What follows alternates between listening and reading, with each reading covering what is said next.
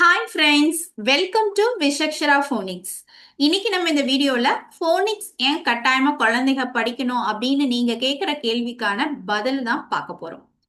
எந்த ஒரு லாங்குவேஜ் எடுத்துக்கிட்டாலும் லாங்குவேஜ்ல ரெண்டு டைப்ஸ் இருக்கு, ஃபோனெட்டிக் லாங்குவேஜ் அண்ட் நான் ஃபோனெட்டிக் லாங்குவேஜ்னு. ஃபோனெட்டிக் லாங்குவேஜ் எடுத்துக்கிட்டீங்கன்னா லெட்டரும் சவுண்டும் ஒன்று தான். ஃபார் எக்ஸாம்பிள் நம்மளோட தமிழ் லாங்குவேஜ் வந்து ஃபோனெட்டிக் லாங்குவேஜ் தான்.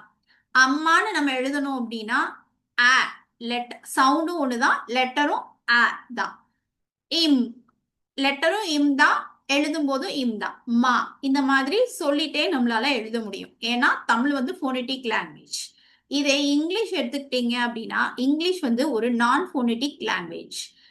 இதுல நீங்க சிஏடி அப்படின்னு கேட்டோட ஸ்பெல்லிங் எழுதுவீங்க, ஆனா வாசிக்கும் போது உங்களுக்கு அந்த லெட்டரோட வச்சே வாசிக்க முடியாது, சவுண்ட்ஸ் வச்சுதான் வாசிக்க முடியும்.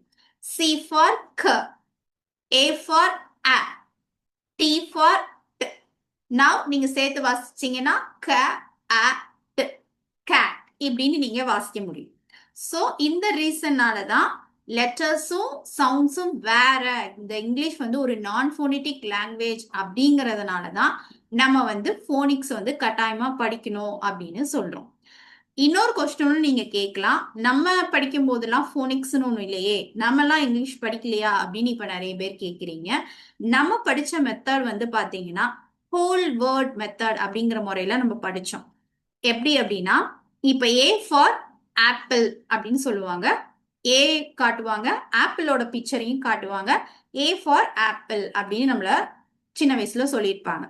ஸோ அப்படியே நம்ம மெமரைஸ் பண்ணிட்டோம். ஆப்பிளோட ஸ்பெல்லிங் எப்படி வருது அப்படிலாம் கிடையாது, ஏ ஃபார் ஏபிபிஎல்இ ஆப்பிள் அப்படி நம்ம மெமரைஸ் பண்ணி பண்ணி படிக்க ஸ்டார்ட் பண்ணோம்.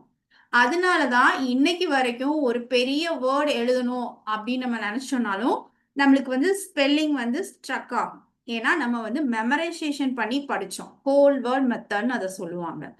ஸோ அதனாலதான் இன்னைக்கு வரைக்குமே வந்து நம்மளால இங்கிலீஷ்ல பேசணும் அப்படின்னா தமிழ்ல பேசுற அந்த தைரியம் இங்கிலீஷ் பேசும்போது நம்மளுக்கு வரமாட்டேங்குது.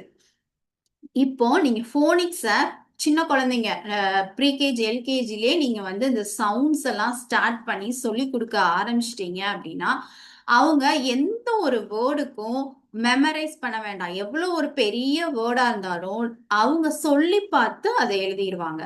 லெட்டர்ஸ அவங்க மெமரைஸ் பண்ண தேவையில்லை. இதனால அவங்க ப்ரொனவுன்சியேஷன் நல்லா இம்ப்ரூவ் ஆகும்.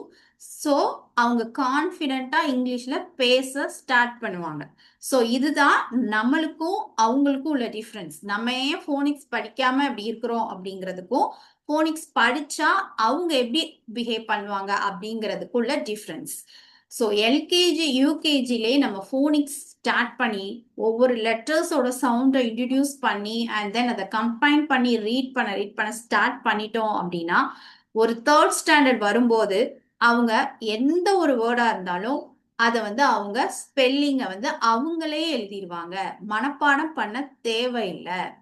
நம்ம இங்கிலீஷை பொறுத்தளவுக்கு இங்கிலீஷ் வந்து ஒரு டிஃபிகல்ட்டான லாங்குவேஜ் அப்படின்னு நம்ம சொல்றோம். ஏன் அப்படின்னா இங்கிலீஷ்ல வந்து பிற மொழிகளையும் உள்ள இன்க்ளூட் பண்ணியிருக்காங்க. லத்தீன், ஜெர்மனி இந்த மாதிரி பிற மொழி இங்கிலீஷும் இதுல கலந்துருக்கிறதுனால இங்கிலீஷ் நம்மளுக்கு டிஃபிகல்ட்டா தெரியுது.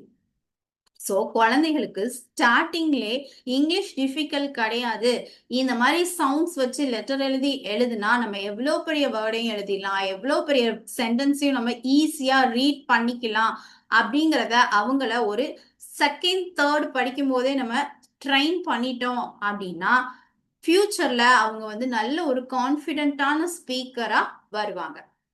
போனிக்ஸ்ல சவுண்ட்ஸ் மட்டும் போதுமா, மத்ததெல்லாம் ஈஸியா படிச்சிடலாமா, மனப்பாடம் பண்ணவே தேவையில்லையா அப்படின்னு நீங்க கேட்கிற கேள்விக்கான பதில நம்ம நெக்ஸ்ட் வீடியோல பார்க்கலாம். இந்த வீடியோ உங்களுக்கு பிடிச்சிருந்துச்சுன்னா மறக்காம ஒரு லைக் கொடுங்க. உங்க குழந்தைகளுக்கு போனிக்ஸ் சொல்லி கொடுக்கறதுக்கு உங்களுக்கு நான் ரெடியா இருக்கேன். என்ன காண்டாக்ட் பண்ணுங்க, கீழே கமெண்ட் பண்ணுங்க. பாய், டேக் கேர்.